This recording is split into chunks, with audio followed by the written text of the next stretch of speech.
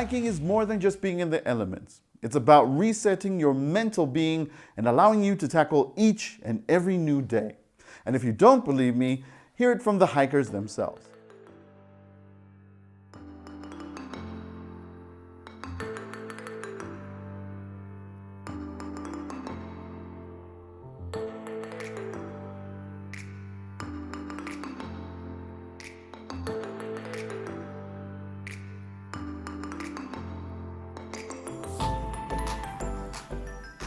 I was going through a lot in life a couple of years ago, and then a friend of mine invited me for a hike. It was hard. I didn't have the right shoes. It was a difficult trail and it was messy. But the feeling that I got after the hike, I was like, I want to do this again.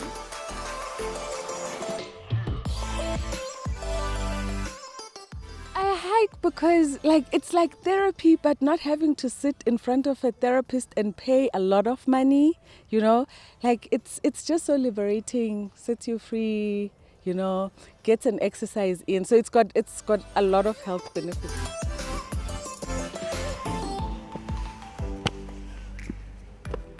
I did my first hike with Siolo. It was about 18 kilometers. That was my first hike.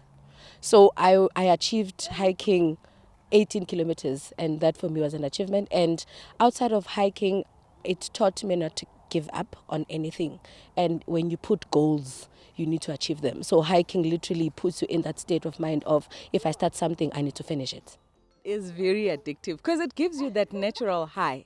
You drink coffee, you get caffeine high, then you go hiking, you get a high that is, I don't know, it's nature, man. The healing, that healing thing that nature gives you. So you want to go back and go back. Like I have some of my friends that I invited on one hike, and now I see them out there hiking and I'm not even there, like they're not even doing it with me anymore. So it's quite addictive.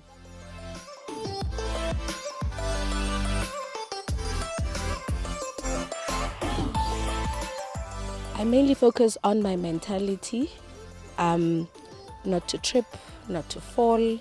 You're cautious of where you're going, how are you stepping, when are you stepping, and how are you supposed to take that step. So because some trails have stones, so you find that you need to concentrate more on the walking, and your mindset needs to be on the right space.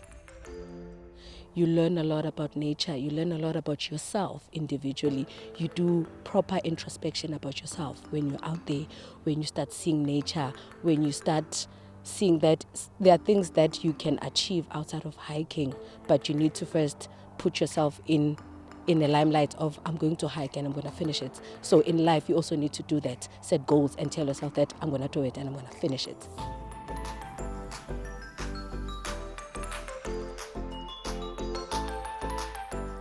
I think more than anything, I've learned to take in moments a lot, because with nature, obviously when you're there, you have to take in everything. So I apply that with everything that I do, just, savor the moment type of thing, just take it in, good or bad.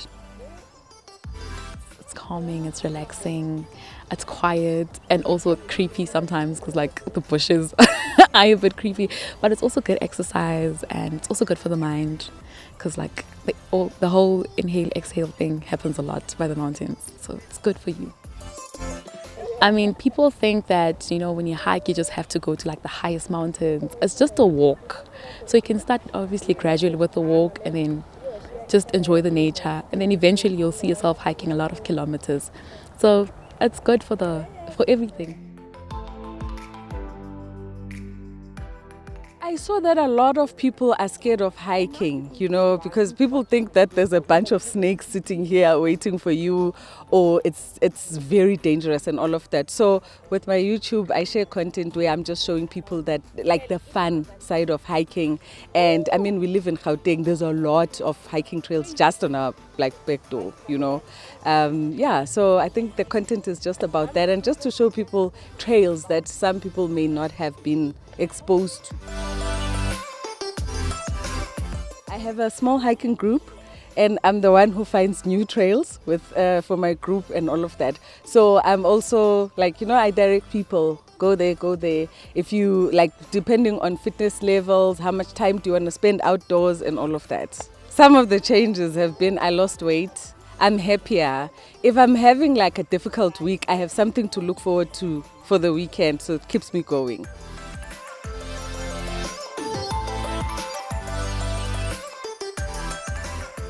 Starting, I would say, like start with an easier, more flat-surfaced trail. Test your fitness levels. Don't buy equipment yet until you see what you really like, and then you can start getting your equipment as well, depending on what you like and according to the stuff that you want to do outdoors or on the hiking trails. Because equipment is expensive, and so there's no such a thing as bad weather in hiking. There's bad gear, you know. So you want to get your equipment according to that. Okay guys, now that we've done with our hook, this is what you need to take on a basic hike. All right, so there is various kinds of hikes, but today we're just gonna focus on the day hike. And this is what you need. Very important, critical, a sunscreen.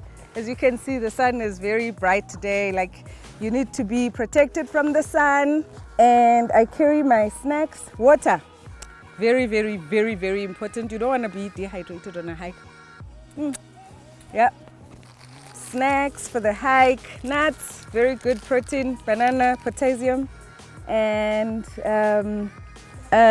sometimes nature calls while you're in the mountain. We try not to litter, but very important. Yeah, oh yes, this is something else. So when you get a cramp or a knee or ankle, this tape is very good.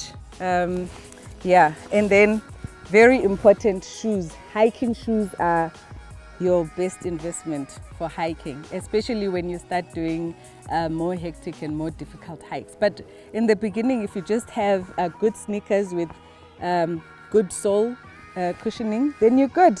And guys, don't forget, two most important things. You need your phone when you're going on a hike, in case you need to call for help, and you need to take pictures because it's not a hike if it doesn't have pictures. And you need your first aid kit in case you need to cover up a bruise or just to sort yourself out, an injury or whatever. But for now, let's get back to my hike. Hey, Shapagunjani, this is KO, Mr. Cash Time, this kind of God. And right now, you're checking out Joburg today. Let's go.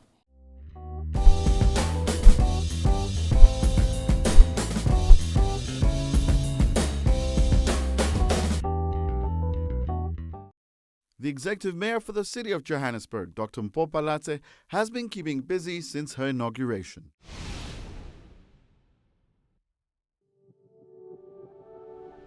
I'm Mpopalatse, your executive mayor for the city of Johannesburg.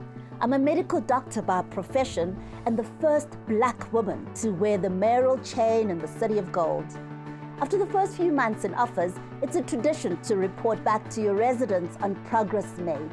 It's part of the delays in formulating our multi-party government coalition, which is without doubt the largest this country has seen to date. I sit here today to report back to you on our performance during the first few months of our administration, the Golden Start. In our Golden Start, we addressed key areas that are broken and need fixing, and also aimed to achieve specific goals in order to get the basics right. The multi-party government approved a 77 billion rand budget.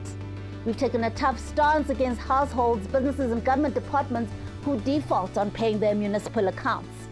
The city has approved the building of 10 new clinics to care for our residents. 1,800 new JMPD officers have been trained, and 1,100 new social housing units are being built.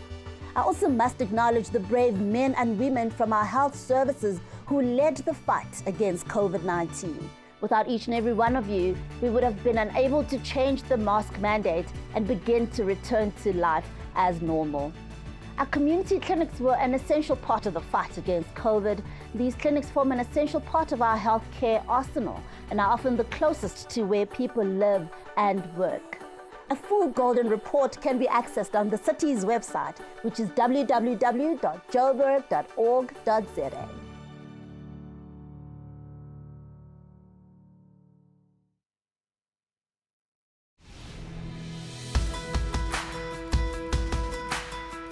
Well, as the new Joburg multi-party government, we laid out 7 mayoral priorities in line with what our residents asked us to do for them in this 5-year term.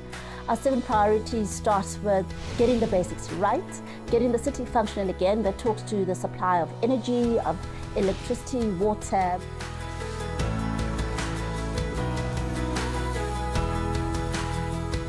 Clean streets, roads that are tarred, and so on. So all the basics that will make it livable and a place to work and do business, but also a good place to visit for our tourists. Our second priority focuses on safety and security. And for this, what we promised our residents to do is to increase our boots on the ground in terms of the police force, but also to work in a more integrated fashion with other tiers of government and other law enforcement agencies. The third thing we promised our residents was to give them a caring city. That's a city that recognizes that not everybody in the city is the same.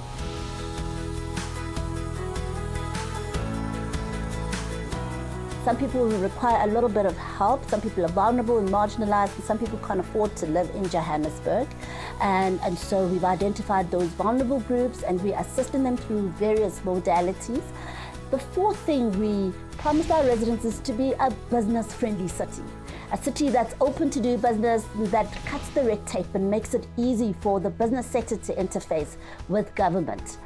Then we promised them an inclusive city, and this is through the provision of different housing modalities, but also inclusive settlements that also have social and community development amenities. Our priority number 6 is for a well-run city.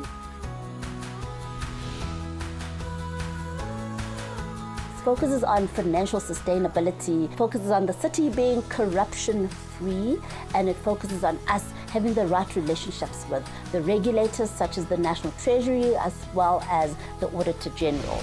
And our last priority is to give our residents a smart city, making sure that Johannesburg is smart from the institution itself, that we're doing everything in as smart a manner as possible, and that we incentivize smart solutions from all our departments and entities, but also that everything that we roll out on the ground is smart. This insert has been brought to you by the City of Johannesburg.